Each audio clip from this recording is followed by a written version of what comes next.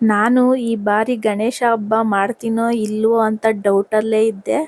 So ದೇವ್ರ ದಯೆ ತುಷಾರ್ಗೆ ಸ್ವಲ್ಪ ಫೀವರ್ ಅನ್ನೋದು ಕಂಟ್ರೋಲ್ಗೆ ಬಂದಿದೆ. ಅದ್ರ ಜೊತೆಗೆ ನನ್ನ ಕೈಯಲ್ಲಿ ಗಣೇಶನ ಮಾಡಿಸೋದಕ್ಕೆ ನಮ್ಮ ಮನೆಗೆ ಸಾಕ್ಷಾತ್ ಗಣೇಶನೇ ನಮ್ಮ ಬಿಪುಲ್ ರೂಪದಲ್ಲಿ ಬಂದಂತಾಯಿತು.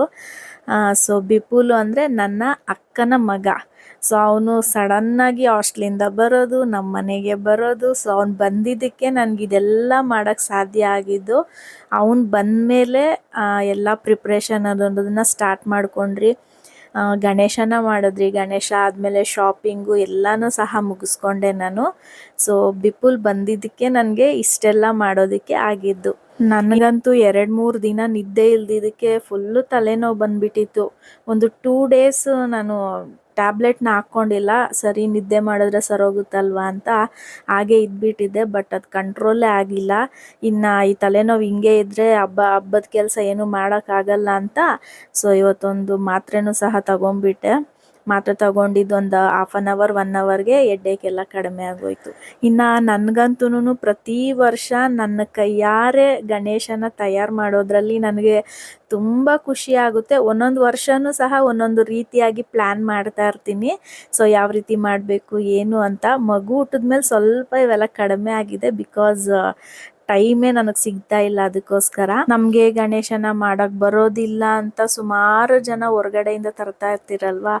ಸೊ ಒಂದ್ಸಲಿ ಟ್ರೈ ಮಾಡಿ. ಭಕ್ತಿಯಿಂದ ನಾವು ಶ್ರದ್ಧೆಯಿಂದ ಗಣೇಶನ ಮಾಡೋಕ್ಕೆ ಸ್ಟಾರ್ಟ್ ಮಾಡಿದ್ರೆ ಆ ಗಣೇಶ ಮಾಡ್ತಾ ಮಾಡ್ತಾ ಮಾಡ್ತಾ ತುಂಬ ಚೆನ್ನಾಗಿ ಅದು ರೂಪ ಅನ್ನೋದು ಬಂದ್ಬಿಡುತ್ತೆ. ಇನ್ನು ನಿಮ್ಮ ಮನೆಯಲ್ಲಿ ಮಕ್ಕಳಿದ್ದಾರೆ ಅಂದರೆ ಖಂಡಿತವಾಗ್ಲೂ ನೀವು ಅಟ್ಲೀಸ್ಟ್ ನೆಕ್ಸ್ಟ್ ಇಯರಿಂದನ ನೀವು ಈ ರೀತಿ ಮಣ್ಣನ್ನು ಕೊಟ್ಟು ಮಕ್ಕಳಿಗೆ ಮಾಡೋದಕ್ಕೆ ಬಿಡಿ. ಅವರಲ್ಲಿ ತುಂಬಾ ಕ್ರಿಯೇಟಿವಿಟಿ ಇರುತ್ತೆ. ಬಟ್ ನಾವು ಮಾಡೋದಕ್ಕೂ ಬಿಡಲ್ಲ, ಮಕ್ಕಳೂ ಸಹ ಮಾಡೋದಿಲ್ಲ. ಸೊ ಅದಕ್ಕೋಸ್ಕರ ನೀವು ಕೊಡಿ, ಅವ್ರಿಗೆ ಕೊಟ್ಟು ನೀವೇ ಹೇಳಿ ನಿನಗೆ ಯಾವ ರೀತಿ ಬರುತ್ತೋ ಆ ರೀತಿ ಮಾಡು ಅಂತ.